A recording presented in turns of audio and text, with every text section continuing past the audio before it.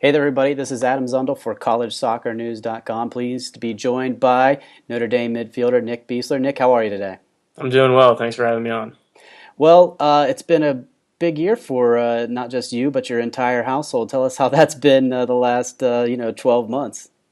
Yeah, it's been pretty exciting. I'm sure it's been extremely exciting for both my parents. They've got to experience kind of both of my brother's success as well as my own success and both of our teams. But yeah, just ranging from Matt getting married to the national championship, then to Brazil this summer. It's been a really good year, I guess, for the Beasler family. Well, it's going to be tough to top, but we hope that you can do it anyway. I'm curious as to, I know you get a lot of questions about your older brother, and I'm wondering, was there a time where you didn't necessarily embrace being the little brother? I mean, not that, in a really negative way, but that you really kind of wanted to carve out yourself, or are you still that way, or are you kind of embracing being, Matt's little brother?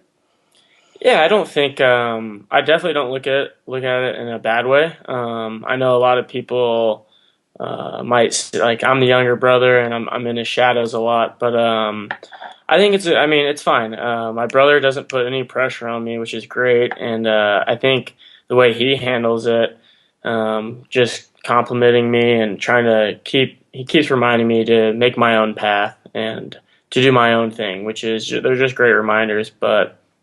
I think his success has helped me a lot too because um, people know his name and then they hear that he has a younger brother and then people look at me and then it's my job to either play well or just to make a good impression and so while he might get me looked at, it's definitely my job to make sure that I make good impressions. Tell us about choosing Notre Dame. If you're talking about trying to find your own path, you sure you had other choices, but then choosing to go to Notre Dame. Yeah, I've answered this question a few times, and I think the best way to put it is I guess he kind of opened the door for me to look at Notre Dame because when he went to school there, I would go visit him. So him going there, I got to see the campus and all the other things that Notre Dame has to offer. But I think the decision was definitely my own, and meeting the excuse me, meeting the coaching staff and pretty much everything that Notre Dame has to offer was the real reason I wanted to go there. I didn't want to go there because Matt had went there, but I wanted to go there because I thought it was a great school for myself. It was a great year for the Irish last year, obviously culminating in a national championship. Tell us about the off season, and you've got the national championship under your belt, but always wanting more. What's that been like?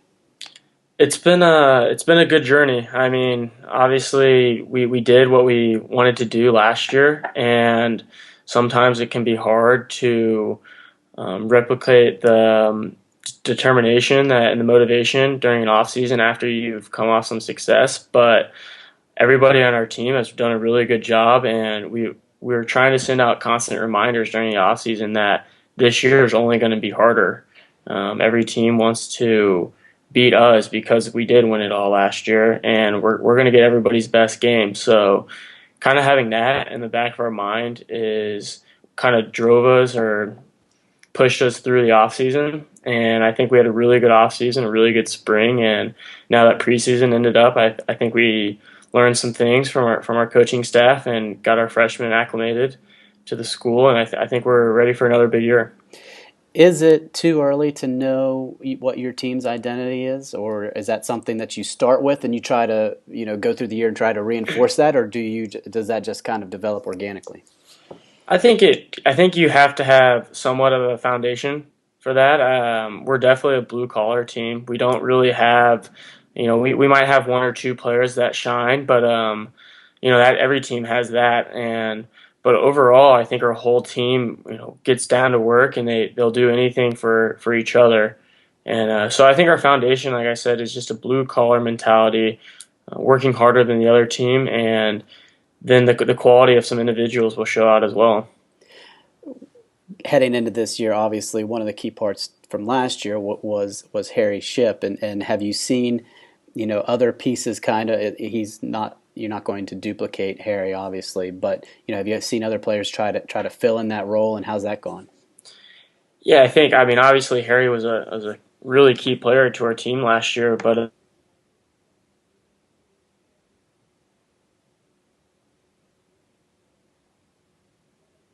he's a special player. He's very gifted individually, but I think this year will be definitely an 11 person effort, 15-person effort, 18-person effort, however many people it takes from our squad. But we still have some individuals that can step up and take his place. I know Patrick Codan is he's a really good player for us, and he scores a lot of goals, and he doesn't get that much attention, but I think he's ready to have a big year for us.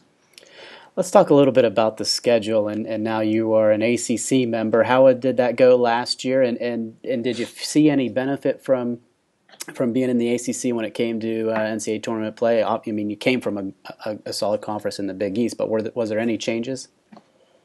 Just different teams, different looks. I think because the Big East conference that we were in, was it 2 years ago now? It was still a really really tough conference, and the quality of teams that we played prepared us for the tournament.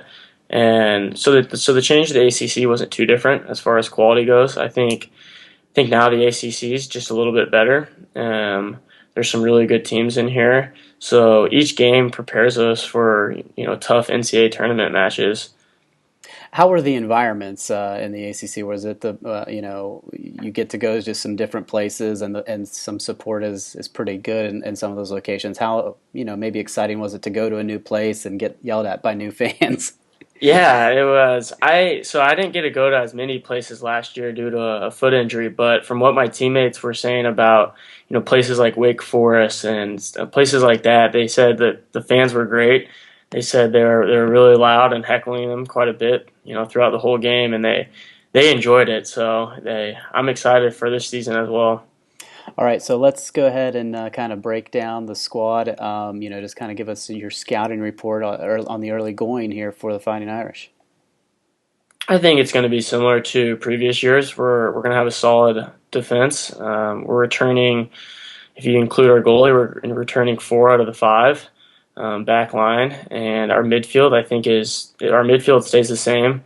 And then we've got to replace Harry up top, but I think that's something we've worked really hard at in the offseason. So I think this year will be very similar to our team foundation with a few changes here and there. And what about you? What ways have you tried to improve, and what is your, how do you interpret your role for the team this year? Uh, I've just, as far as off the field, I've tried to be a leader going into my senior season. I think a lot of people can kind of look to me for advice, and the fact that I play in the middle of the field helps a lot too. I get to kind of connect with a lot of different positions. So I just, I think I look at my role on the field as just trying to make everybody else's job a little bit easier. Whether that means I need to stay back a little bit and let our outside backs go up and attack and give their defense a different dimension to handle, or get up in the attack for like a corner kick or something like that and try to nick a goal or something like that. But I just think, like I said, I try to make the jobs of my other teammates easier. All right, Nick, thank you so much for taking some time with us here today. Best of luck in 2014. Appreciate it. All right, thanks, Adam.